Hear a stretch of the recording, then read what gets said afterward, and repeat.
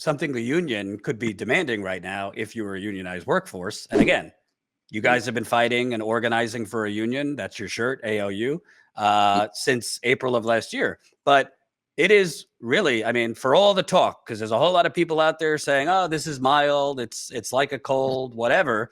Well, I don't know. Hospitals are filling up. So maybe it's more mild to the individual, particularly vaccinated individuals, particularly vaccinated with a booster. But Mm. if Amazon is really distorting the data, so I mean, we'll show it, but they're literally showing dates that people tested positive, not how many people on each date tested positive. You can't make an informed decision as a worker.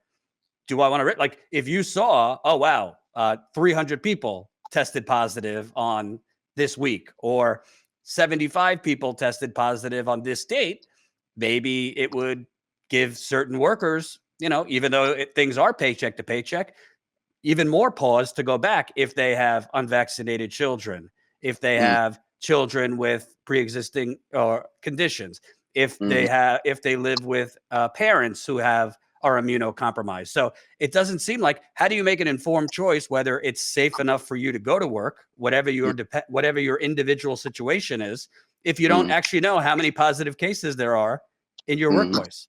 Yeah. And if you're in one of these situations where it's like, oh, you either are waiting back on a test result because the lines have been long, or they, have, taken a while to get the test result back, and then you're not getting paid for it. But then you try and go back, when you call the employee resource center, it says it's going to be longer than a 2-hour wait, but then you don't get through to anyone because it hangs up on you. So you literally can't get through to anybody, and then they take away time from you. If you can't report it, then they take away your time. If you go into the negative, they fire you. Right. It's crazy, man. It's crazy. And can you kind of talk about, because you shared what the policy is if you show Amazon a positive test, which is 65% of your pay. But what if you have negative tests, your situation, maybe share your situation, because you said you tested positive, but you've been on quarantine for a while without pay. So actually my roommate tested positive, but I've had to be in quarantine because I've been exposed. So, but I tested negative a while back, but then I've been waiting on a recent PCR test last week.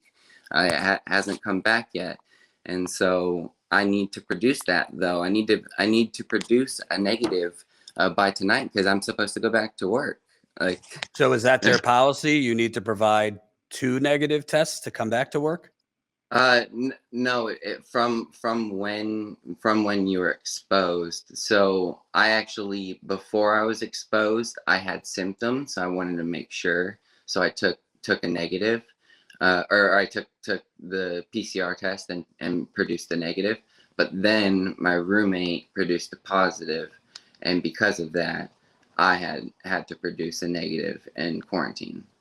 And that also shows how messed up this system is, because you're doing the PCR test, which is more precise, they say, but everything is so backlogged that you're forced, if you're forced basically to quarantine, and you're not going to get back pay for the days that you missed, will you? No, not at all. And it's like, if I, didn't have the support of the union, I would really, it would be a tough time. The nice thing is that if you do produce a positive, the union created a COVID relief fund. So it's like my roommate got to that's been helping. But yeah, Amazon does not care about the people at all. They just care about profit. And just so I understand, so for you in particular, you said you have work tonight. So does Amazon require another negative test for you to come back, or you just want another negative test so that I'm negative, I'm not going there and spreading it? Is it Amazon that's requiring it, or you're just like a good guy and, want to provide a negative test? I can double check the quarantine policy because I know people, some people like that. That's the thing. That number, the 10%, it's way underreported because people are keeping their nose down and they're just going, they're like, I don't care. It's like, if I can make it, then I'm going to work. I have to go to work. And people are getting, like you said in the tweet, like we said, we're getting forced to work MET. I was supposed to work this past and current Wednesday as well because of MET, mandatory Man. overtime. So they force you to work extra days just out of the blue. It's like, and this is out of peak.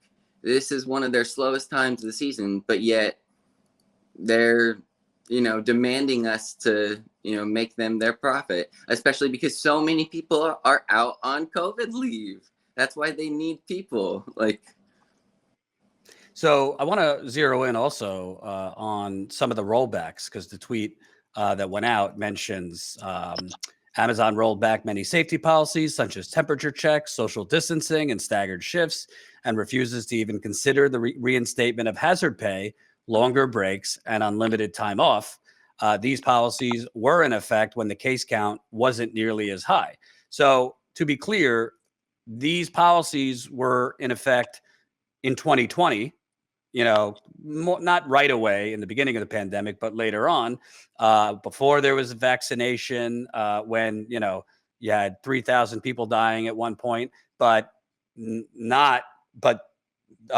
the cases were generally lower. Well, not generally, they were a lot lower. Yeah. We're averaging somewhere between 700,000 and 1 million cases a day. I think it's pretty safe to say that's underreported because there's so many people testing at home if you can get a test, and that's not really there's no real data system for that. So basically, Amazon, no temperature checks, social distancing is a joke. I've seen images and video of areas where workers have their masks completely down.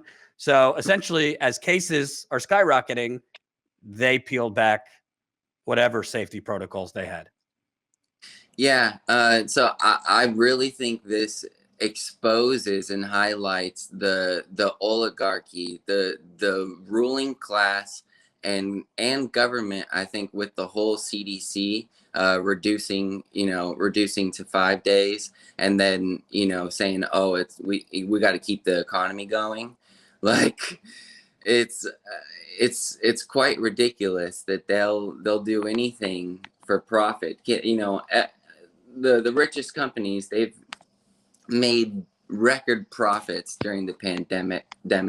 The big pharma with the vaccines and everything, they're making so much money off the pandemic. And you've got Amazon, and just think about that. That's Amazon, like one of the biggest companies in the nation and one of the richest companies in the world, just being lax on these COVID issues, not caring at all, only caring about their profits. And this is just Amazon. Like, there's companies all over doing the same stuff.